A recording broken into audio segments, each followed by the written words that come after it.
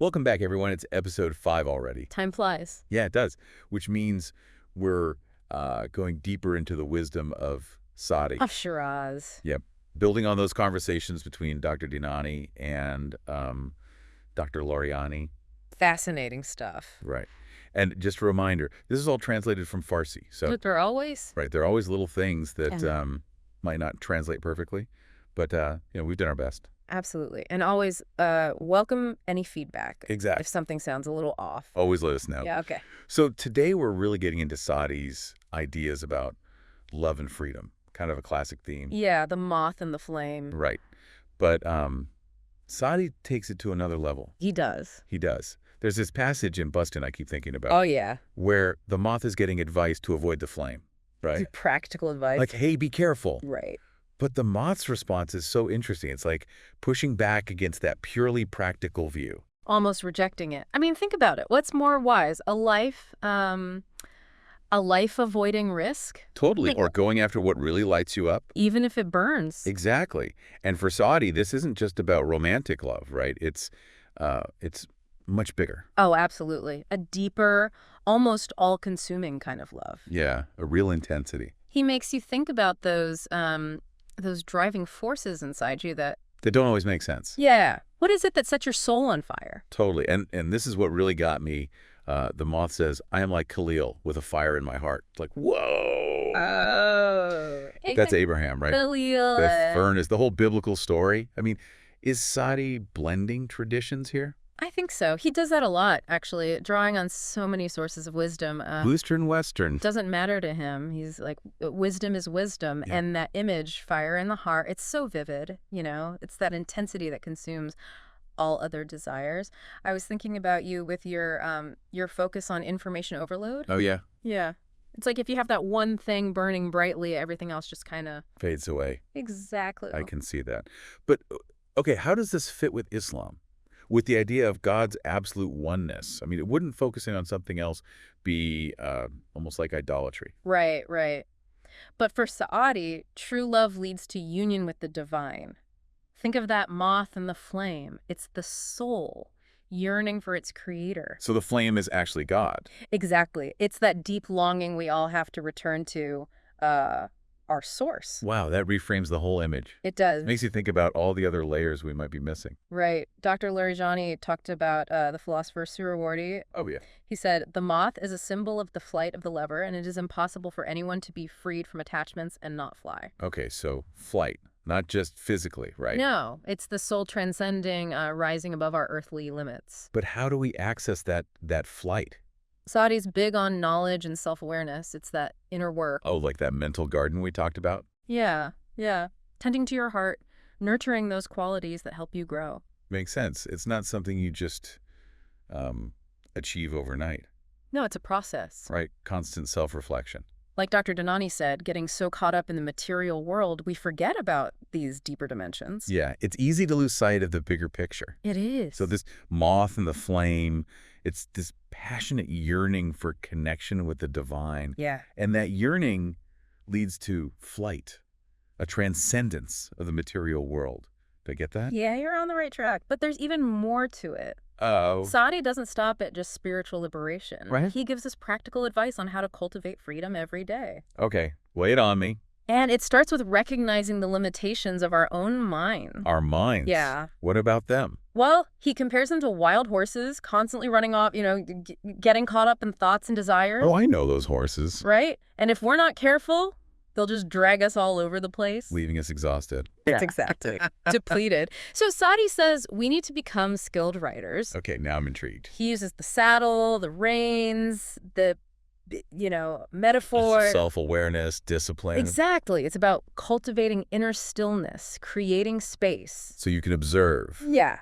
Without getting swept away. And in that stillness, that's where freedom is. That's it. It's in that space you can detach from those beliefs and patterns that keep us stuck. Exactly. It's like mental decluttering. Like meditation. Right. Mindfulness. Right, right. Saadi doesn't use those terms, but the idea is there. Yeah. He gets it. Fascinating. So if our minds are like wild horses, how do we even get close enough to, put on that saddle?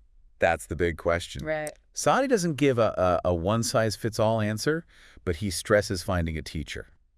Oh, like a mentor. Yeah. Or a wise friend, someone who can Guide you. guide you. Yeah, someone who's been there. Someone who walked the path. Exactly. To help you see your blind spots. Oh, that's so helpful. It is. And it doesn't have to be a person, even Interesting. a book, a poem, music. Anything that speaks to you. Yeah, that sparks that flame inside you. I love that. So, we can all be teachers for each other. In a way. Yeah. We all have our own experiences, our own ways of navigating life. And sharing those can be so powerful. Absolutely. Okay, so taming the wild horses, self-awareness, discipline, a teacher to guide us.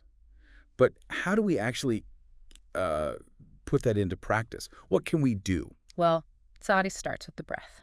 Okay, that sounds Familiar. yeah. Is he talking about like breathing exercises, Yeah. meditation, Not specifically, but but being aware of the breath, yes. Noticing how it flows. anchoring your attention? Exactly. So when your mind wanders You bring it back to the breath, to that present moment. it's always there It is a constant reminder. of being alive. Yeah. And by focusing on it, You cultivate peace, inner peace, stability it's like a safe haven. inside yourself. Right, a place to retreat to. And from that stillness, you can observe your thoughts. With more clarity, more detachment So you're not so caught up in the drama. in the stories. Exactly. You start to see your thoughts as just events. Not facts. Right. And events. Passing clouds Wow, I like that. in the vast sky of your awareness, So we're taking back control becoming the master. of our minds. That's where true freedom is. It's not about controlling what's outside, No, it's about inner mastery riding those wild horses. with skill, grace. Love that analogy. As you develop this mastery, You become more resilient, more adaptable. better able to handle. Yeah, whatever life throws at you. This is great. But what about those really tough thoughts? The ones that won't quit. Fears, doubts, insecurity. You're the ones that, Sabotage us. yeah, exactly. Saadi has some interesting things to say about those too. Oh, good. Because those are the ones that I really, Struggle with. yeah. He says, Okay, what does he say? well, instead of trying to, suppress those emotions, push them down. Yeah. Pretend they're not there. He says we should approach them with curiosity. Curiosity. Yeah, and compassion. So acknowledge them. Acknowledge them. Sit with them. Try to understand them. Yeah. Explore those hidden corners of your heart where those fears live. That sounds a little scary. It can be. Isn't it easier to just, Avoid them, yeah. maybe in the short term, but But what happens? Saadi says they don't go away. They just fester Yeah, they grow in the darkness. like monsters under the bed. Exactly. The more we ignore them. The scarier they get. He says we need to turn on the light Face them head on. with courage. And compassion. How can you be compassionate towards something that's causing you pain? That's a good question. But he says they're shadows. They're not separate from us. No, they're part of us. Part of our wholeness. Yeah. And by accepting them We create space. for love, Compassion. it's about embracing all of ourselves. The light and the shadow. Good, the bad. It's all part of the same coin. And that's where forgiveness comes in. Right. True forgiveness. Starts with ourselves. Extending compassion to those parts of ourselves that we've... Rejected. Making peace with our inner demons. It's okay to be a mix of light and shadow. And when we can do that for ourselves, It becomes we easier. have to do it for others. Yeah, exactly. We can see the humanity in everyone. Even those who's hurt us. That's where healing begins. I'm starting to see how all these pieces connect. Me too. It's this tapestry of freedom. Inner and outer. Relationships with ourselves, relationships with others. It's all connected. This is amazing. Yeah. But also, I'm feeling a little overwhelmed by all this. It's a lot to take in. Yeah. All these ideas. Should I tell you a story? Ooh, I do love a good story. Great. So picture Saadi. He's traveling, right? He comes across a shepherd tending his flock. Nice. Peaceful. Beautiful day, sun's shining, goats are grazing. It's just serene. Sounds lovely. Yeah. And Saadi, being Saadi, he strikes up a conversation. Right. He asks the shepherd, what's the most valuable thing you've learned in your life? Getting right to it. Yeah. What does the shepherd say? He says, to concern myself only with that which concerns me. That sounds kind of Self-centered. Yeah. But Saadi's intrigued, so he asks him to explain. Okay, now I'm curious too. So the shepherd gestures to his goats Yeah. and says, look at them. They eat when they're hungry. They sleep when they're tired. They follow the path laid out before them. They don't worry about things outside of their control. Oh, they're just present, Present. not overthinking. They're not trying to control It's everything. just being, yeah. They embody that detachment. That we were talking about. Exactly. It's like we humans, we make things so complicated. We do. Always trying to force things. Into our own little boxes. And the shepherd's saying, what if we just, Surrendered. yeah, surrendered to what is? Let go of the need to control. And that includes accepting ourselves. With all our flaws. Imperfections. The good, the bad. We're all perfectly imperfect. Exactly. And in those imperfections. That's where our beauty is. And our wisdom. So it's not about achieving some, Ideal. right, Yeah. some unrealistic ideal of perfection. It's about embracing the whole package. Shadows and all. That's the foundation of true freedom. Wow. Freedom is so much more than Maybe it's just, the absence of rules. right, it's a way of being It's how we relate to ourselves. and the world around us. Exactly. This is a lot, It is. but I'm loving it. Oh, So much to unpack here. We're just scratching the surface. we are. There's so much more to come. Can't wait to dive in even deeper. That shepherd really makes you think, about responsibility, about how we engage with the world. I know. At first I thought he was like promoting apathy. Right. Just ignore everything. Yeah. But it's more nuanced, right? Definitely. It's about recognizing what you can control. And what you can't. Right. Why waste energy on the things you can't change? Makes me think of that serenity prayer. Oh, yeah. Grant me the serenity to accept the things I cannot change. The courage to change the things I can. And the wisdom to know the difference. Perfect. It's like Saadi's tapping into these universal truths. That go beyond any one religion or culture. Exactly. But finding that balance, effort, and surrender, It's tough. yeah, it's easier said than done. It takes real honesty. With yourself. Yeah, being willing to look at your habits. Your thoughts, your behaviors. And see where you're clinging to things you can't control. Getting caught in those what-if spirals. Oh, I know those spirals. That's where mindfulness comes in, right? Exactly. Stepping back. Observing. Saadi talks about this too. Cultivating inner stillness. Creating that space to... Witness your mind. without getting swept away. Right. Becoming the observer. Not the thought itself. Detaching. So you can choose where to focus. Which thoughts to engage with. Which ones to just let go. Those wild horses again. Yeah, they are. But now we're Taming them. becoming skilled riders. Guiding them with grace. Love that image. So knowing what you can control, what you can't, That seems key to Saadi's wisdom. makes you think about how that translates into action. Out in the world. Right. Like how does all this inner work As self-awareness, compassion. lead to a more just world, a more compassionate society? That's the big question, isn't it? And Saadi doesn't shy away from it. Remember, he wasn't just a poet, He was a traveler, a keen observer. engaged with the world, Exactly. Those experiences shaped his understanding of freedom. and how it impacts others. Right. So how do we bridge that gap? Inner world, outer world. Well, for Saadi, true freedom isn't just about you. It's collective. Our liberation is tied to everyone else's. No one is free until everyone is free. Exactly. And that's where universal love comes in, It's a big concept. especially now with so much division. It feels impossible sometimes. How can you have universal love when there's so much? Negativity, injustice. Saadi wouldn't say to ignore it, would he? No, he'd say look at it differently, through a lens of Compassion. compassion, Understanding. remembering that everyone is human. No matter what. No matter their background, their beliefs, their actions, everyone's going through something. Experiencing their own joys and sorrows. Hopes and fears. Wow. Yeah.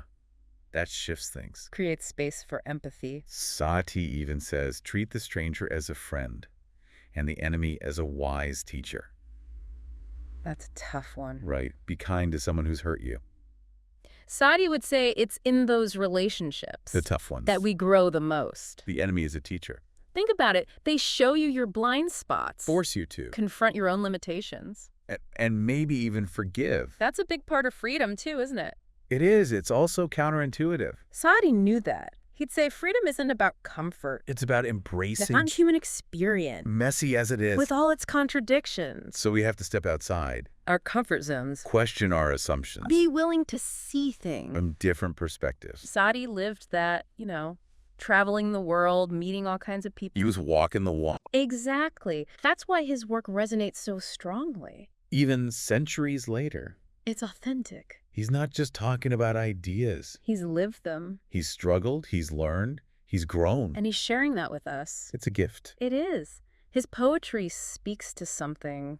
Deep inside us. That longing for connection. With ourselves, with each other. With something bigger. With the divine. It's like he's offering a roadmap. The freedom. A guide through life's complexities. It's not a rigid map. More like a compass. Pointing you in the right direction. Trusting your own inner guidance. Love that. It's the journey that matters. Not just the destination. In that journey. Embrace it. With joy. Saadi was big on that too. Humor. Lightheartedness. Laughter is a powerful antidote. To suffering. It lightens the load. Helps you let go. Remember not to take things too seriously. Find the joy. Even amidst the challenges. Laughter as a form of freedom. Exactly. Freeing yourself from your own mind. Fear and seriousness. This is so good. I'm glad. I feel like I'm seeing Saadi's work, the whole idea of freedom, in a totally new light. That's great to hear. And, for Saadi, wisdom wasn't just about personal happiness. There was more to it. He saw it as contributing to the world. Making a difference. Exactly. So personal freedom linked to social justice. Collective well-being. He believed true freedom means creating a world where everyone can thrive. So it's not just about ME being free. No. It's about recognizing that we're all interconnected. My well-being depends on yours. And vice versa. If others are suffering. It impacts us all. Like that ripple effect. When you throw a stone in a pond. The whole surface changes. Saadi knew that. Our actions. They have consequence. That reach far beyond ourselves. So we have to be mindful. Of our impact. Act with compassion, knowing that we're all connected. He urged us to act with generosity. Kindness. Even small acts can make a difference. Create a ripple effect. Wow. So inspiring. It is. We all have the power. To create change. Even amidst darkness. We can be the light. Spread hope. Healing. Beautifully said. We need that message now more than ever. It's easy to feel powerless. But we're not. Each of us can contribute. To a more just, compassionate world. One act of kindness at a time. One moment of presence. This has been amazing. Saadi's wisdom is, like, bottomless. It really is. You can keep coming back to it and find something new. We've been talking about this connection between inner freedom and actually doing something in the world. Taking action. Right. Those small acts of kindness having a ripple effect. But you know me, I always love a good story. Oh, I know. So are there any stories about Saadi himself that really show this in action? Dr. Dinani and Dr. Larijani talked about a time Saadi came across some travelers. Okay. They'd been robbed, left with absolutely nothing. Oh, man. That's awful. Totally stranded, despairing. I can't even imagine. So what does Saadi do? What did he do? He didn't just talk about how material things don't matter. Right. He gave them everything he had. What? Serious. Money, clothes. Everything. Even his shoes. Wow. That's real compassion, man. It is. It shows you what freedom meant to him. It wasn't just about his own liberation. No, it was about recognizing. We're all in this together. Exactly. And responding to suffering with an open heart. It's like he's saying, your freedom, as my freedom. Your suffering as my suffering. Not strangers? Fellow human beings. Worthy of care. That's universal love, isn't it? It's beautiful, but also challenging. Yeah. Makes you wonder how often we just walk by. Look away. Because it's easier. To focus on our own lives. It's a good question for all of us, isn't it? It is. Saadi's like holding a mirror up to us. He is, asking us, are you living your values? Are you letting fear hold you back from compassion? He challenges us to step outside those comfort zones. Risk discomfort. Challenge the status quo. Do what needs to be done. That's what makes his work so powerful. It's not just about you changing. It's about changing the world. Making it more just. More equitable. All these threads of Saadi's wisdom, they all connect, don't they? They do. The inner work, the mindfulness, the compassion. Seeing our interconnectedness, acting with generosity, courage. It all leads to a more expansive experience of freedom. For ourselves and the world around us. Exactly. This has been incredible. I'm feeling inspired, but also a little overwhelmed. Yeah. Saadi's understanding is so deep. It is. And his teachings, they're radical. They are. So as we wrap up, what's one thing you hope Rick will take away from all this? I'd say this. Freedom isn't the absence of constraints. It's the presence of love. Love for ourselves, love for others, love for the world. And love for the divine. That's it. That love can liberate us from fear, from prejudice, from all those limitations we put on ourselves. Wow. That's beautiful. When that love can heal, it can bridge divides, it can help create a world where everyone can truly thrive. Thank you. I think Saadi would be happy knowing that his words, Are still touching people, centuries later, sparking hearts and minds. igniting that flame of love and freedom. He'd be happy, but he'd also remind us, this isn't just about ideas. It's about living them, Embodying them. letting love guide our choices. Be our compass in the world. Thank you so much for being here. This has been... My pleasure. And thank you to everyone listening for joining us on this deep dive. Keep exploring Saadi's work. Let his words touch your heart and walk that path of love and freedom. With courage Wisdom. and a light heart. Remember, this journey, it's ongoing. Keep exploring, keep questioning, keep your hearts open. Until next time, may you find peace, joy, and liberation in all that you do.